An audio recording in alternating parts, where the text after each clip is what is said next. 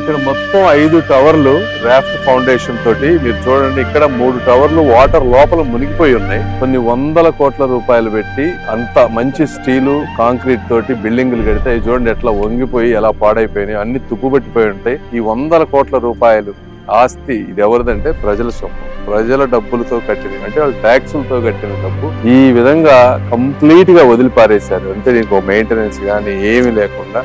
So మళ్ళీ రేపు మేము వచ్చిన తర్వాత ఇవన్నీ తీసి చేయాల్సినటువంటి పరిస్థితి. చూడండి ఎంత దుర్మార్గంగా ఉందో ఇక్కడ సిచ్యువేషన్. రాజధానిలో ఎంప్లాయీస్ కోసం కొన్ని కిలోమీటర్ల మేర ఇళ్లు కట్టే వీటిని ఫినిష్ చేయకుండా చూడండి ఎట్లా చేశారు. ఒక అడవిలాగా తయారు చేశారు. బంగారం నాటి కాంక్రీట్ వాల్స్ తో కట్టారు. ఈ కామన్ సెక్రటేరియట్ గవర్నమెంట్ ఆఫీస్ లో పనిచేసే కామన్ పీపుల్ గురించి కట్టినటువంటి బిల్డింగ్. విజన్ ఉన్న నాయకుడికి ఒక అరాచకవాదికి ఒక విధ్వంసవాదికి ఉన్నటువంటి తేడా ఇట్లా క్లియర్ గా కనిపిస్తాం. ప్రజలందరూ కూడా ఆలోచించాలి, అభివృద్ధి కావాలా అరాచకం కావాలా.